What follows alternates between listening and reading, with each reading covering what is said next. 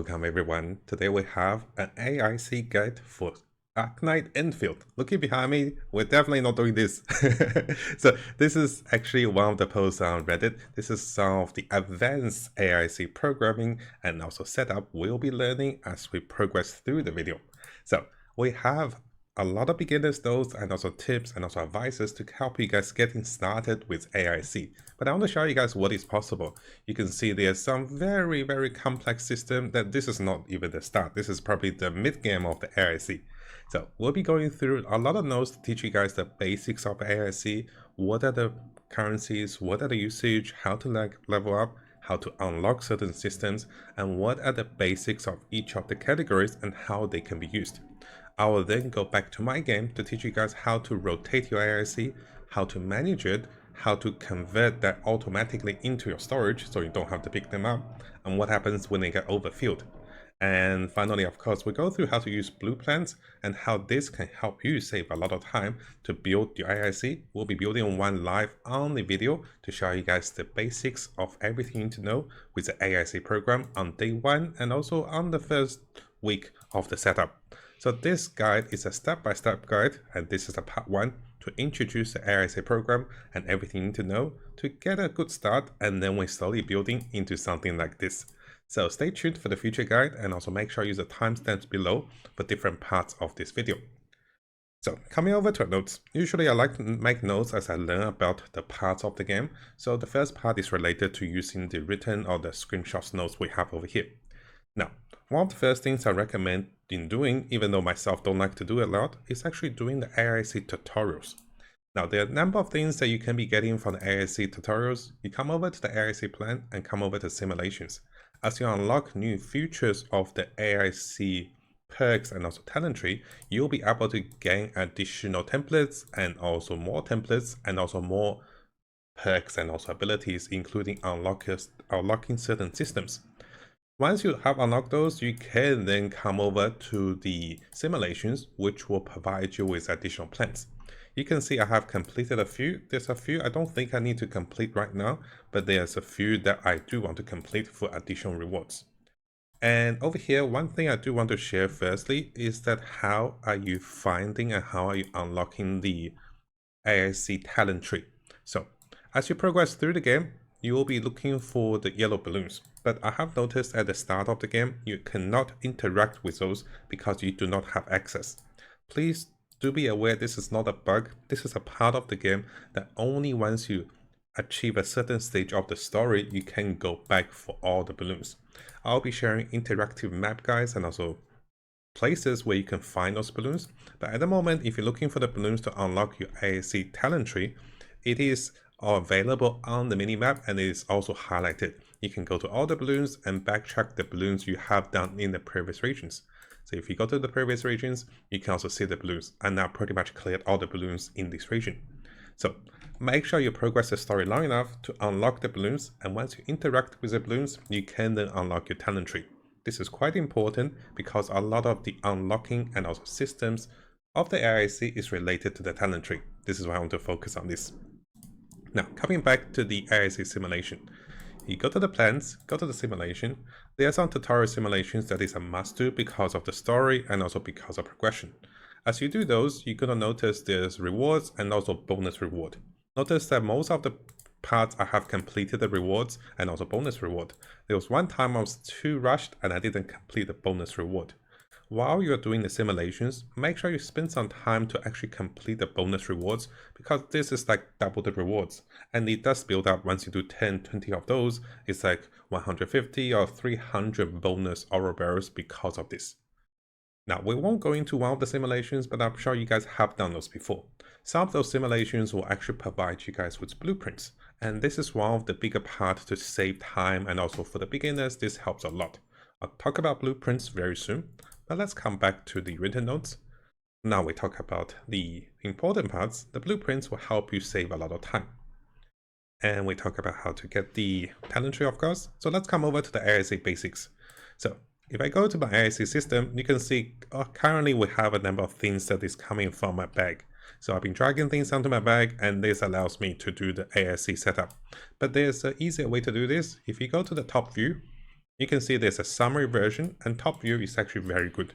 You want to see what is available, what are the categories of items, and understand those categories of items. Currently, structures are categorized, or facilities are categorized in those particular forms. We'll talk about each of those briefly. Now, one thing to notice, it is important that you understand if you mess up and things are not working, there's a clogged and there's a dysfunctional production line, you can stash the items or stash all of them and redeploy the templates or redeploy each facilities individually. And the easiest ways to do this is using the top view.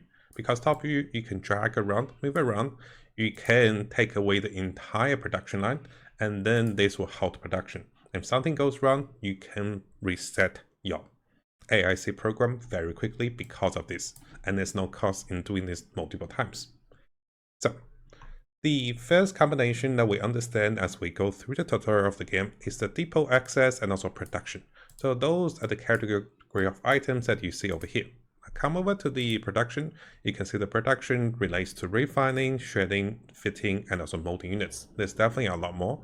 And here, what we're combining is we can be using production to be producing items. As you can see live over here, things are getting produced.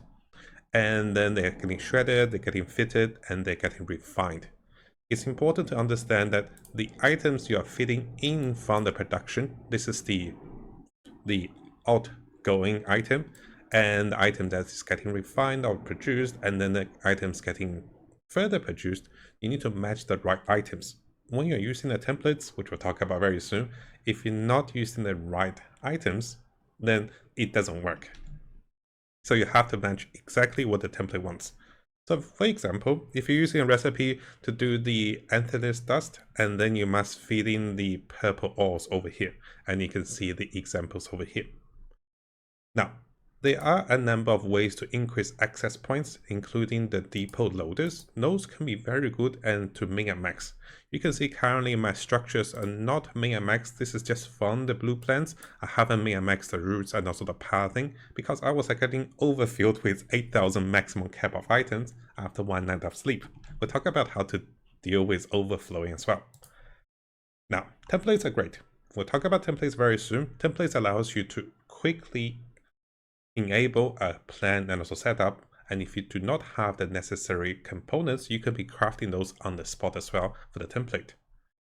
What I do want to cover is a few advanced things. If you want to overlap your production lines or the belts, notice here my lines are not overlapping, but it's possible to overlap them with items called the item control port. And the production lines can now be overlapped. You can see that this particular port allows you to overlap the production lines and create more accessibility and also creativity with the production line.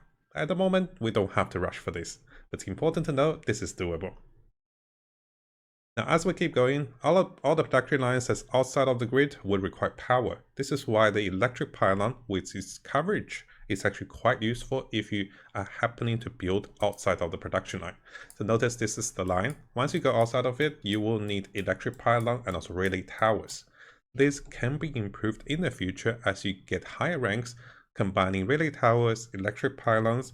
It's a potential to improve this, and I'll show you guys over here with the feature of the talents. This one gets unlocked a little further, turning relay towers into electric pylons pretty much, and it's good, but you still need power to be connected to this.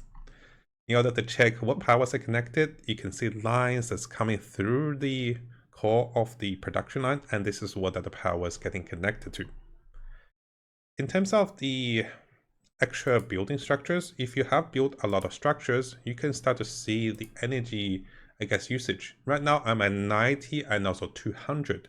So notice over here, this particular production line is almost 100%. If I were to add more, this will start to give me an overburden. And once you go over 200 for me, and once you go over 200 here, you cannot run any structures. So make sure you do not overbuild. There are also ways to increase the capacity of the power maximum capacity. So this way you can have more production lines. And this is using the thermal banks. The thermal banks will allow you to increase the maximum capacity, likely from 200 here, all the way to over 1000 at your production line. Similarly, you can expand your production line. Notice right now we're limited by this area, but you can see that you can go from a small rectangle into a bigger rectangle or even into a square by expanding the production line. It will cost you additional resource, and at the start it is cheaper, but as you keep going, notice the depot buses are getting more expensive. You can find more depots and also outposts through exploration, and you can be trading with the locals, and this can also level up your production and also your facilities. Now, in terms of the list of the facilities, it is important to talk about the gun tower, and I do want to talk about the usage of the gun tower. It is actually really useful. I was able to defeat level 35 monsters. Let's see if I can find my thing. I was like, gun towers are OP. Let me see if I can show you guys over here. I literally got wiped. My main character died, my DPS Libertine died, and I have no characters left over here, and I had gun towers. And this was the only reason I was able to defeat those level 35 enemies. So notice that I can't defeat them, and literally use the gun towers at the crisis point to defeat the enemies. So yeah, the second character died too, by the way. So I literally defeated them by using the gun towers, and this actually gave us a pretty hefty loot. So I'll show you guys the loot over here. Can we see the loots? I think this was 150, was it? 100. 150? Can we see the loots? No, we can't. But this was a good chest. So the gun towers are useful, and make sure you have some of those with you. So the gun towers are quite useful. You can also build medical towers and also auto towers. Now notice that I don't have enough gun towers at the moment, but if you click on the gun tower and double click it, you can see that you can actually produce the gun towers. And then you can produce a number of qualities related to the gun towers. You can produce them quite quickly. So this is how you can stock up on those and then start using, start using those for emergency combats. So what I want to do now is I want to come over to my depot and I want to run through some of the basics with you guys. Firstly, you can unlock blueprints by doing the simulations. Make sure you do those. At the very start of the game, you'll be able to unlock one of those and maybe two of those and a lot of those as you go. So let's use one of the blueprints and I'll try to set it up as I go live in this video as a live demonstration. Notice that when you have the blueprints, you will want items and you need to have enough of those items to be able to progress. But if you do not have enough of those, you can build them on the spot. So you can come over to the production line and also double click this and also build it on the spot. What did I click? So notice I have just enough. But if I do not have enough, you can come over to the AIC construction and also construct those. The blueprints requires you to have all the necessary things that is needed. For example, I don't have a fitting unit and I can craft one over here. And by doing this, we can craft one fitting unit.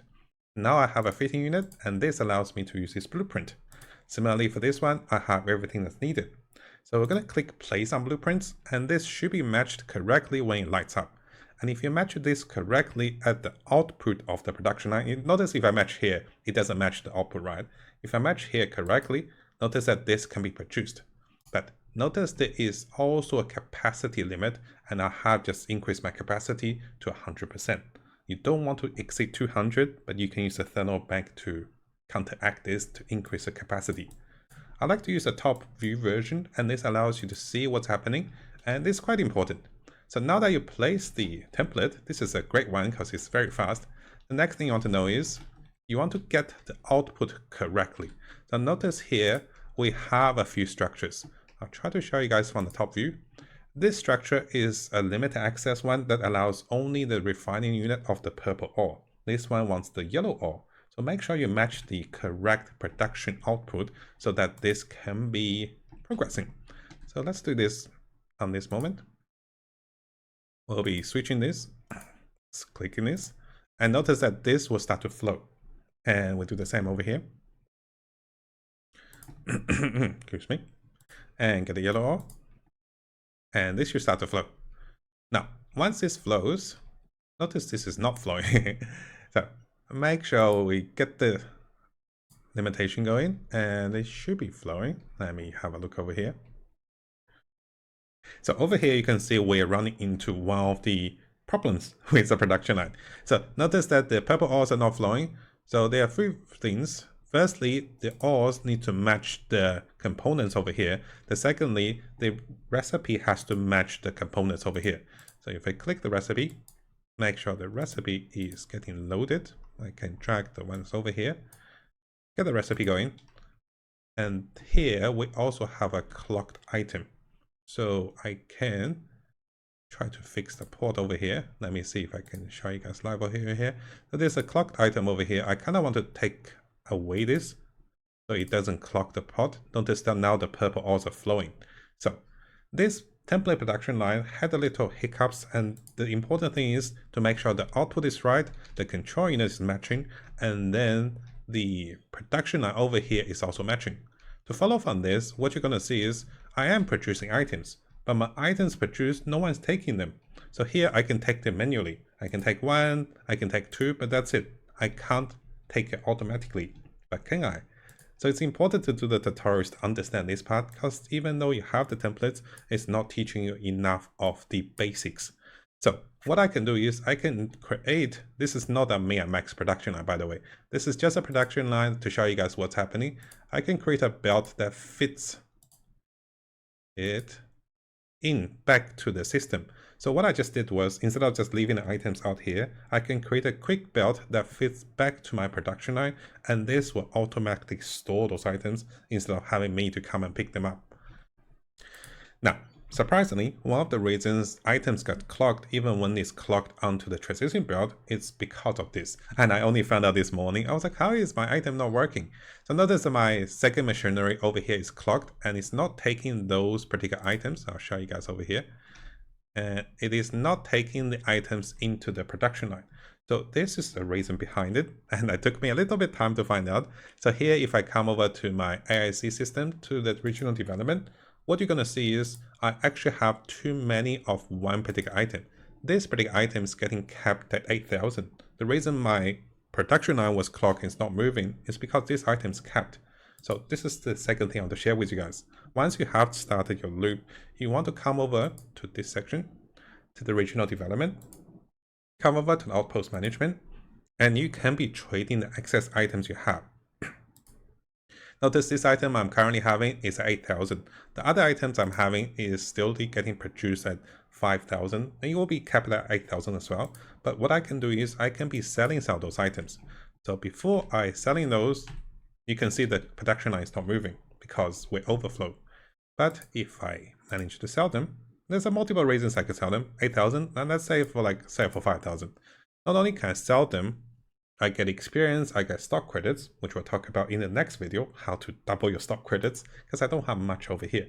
So once I have done that, notice this also levels up my refugee camp. And this is very good because you want to keep doing this, to be leveling those up, to be getting rewards, as you can see over here. And the production line is back to flowing again. So notice over here. So the idea and also the concept of the basics is that you are continuing to produce items while you go offline. But once you come online, make sure you come over to regional development, and now the upgrades are available, and make sure you consider selling those items and then let the production line flow again.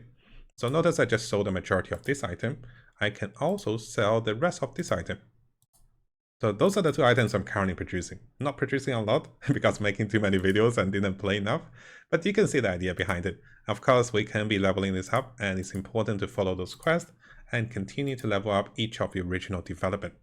So this serves as the first part of the summary video. I don't want to overwhelm you guys and also myself, so I'll be slowly developing my plan and also my AIC system, and as I learn new parts, as I progress further, we'll slowly improve the system, and in the future videos, our goal is of course to get it to a complex system, but I don't want to overwhelm you guys with everything too fast. So this is the first part that deals with the basics. If you want to see the notes, you'll be in the links below as usual. And in terms of production and everything, don't feel bad if you don't know what you're doing. And trust me guys, there were times I was clocked with production for over half hour. I didn't know what was happening because I didn't do the tutorials. So again, the tutorials is going to take a little bit of time, but if you do them, you'll solve most of your problems. And sometimes you don't have to do all the tutorials because sometimes self-explanatory, but other times if you do the tutorials, you also give you blueprints that will save you a lot of time. I'll be doing the battery tutorial next because I want those batteries to increase my maximum capacity. Now, before I finish, I also want to remind you guys, one of the reasons the previous production line you saw on the video was clocking was because of this system. This controlling unit is not a necessity, it will control the number of units coming through, but if I only set to 1, it's going to stop the system from taking more items. So this is why it was clocking. So because this came naturally with the template, often enough, if you feel and find your items not working, you can turn off the control unit, and this is actually a good way. So notice that now the production line is running smoothly. I want to remind you guys this because this was actually one of the things that took me 10 minutes to figure out while doing everything myself. So make sure you check the unit, and if that is not, you don't want to set how many unit inflow, you can turn it off. The reason you can set the number of inflows is that once you reach maximum 8,000 capacity, you don't need more. So you kind of don't need it to be running, but you can turn it off at the moment, so everything should be running through smoothly. And of course, check the recipe. The recipe needs to be matching the right items, and that should work for most of the production line basics for you guys at this stage of the game. Now, if you guys haven't subscribed, this is a really good time to do so, because I'll be covering everything related to Arknights Endfields, relating to the builds, the characters, and also ways of getting promo codes and additional freebies, explorations related to the game. So make sure you subscribe for the latest update and also news related to the game, and also more updates for new patches to come in the future.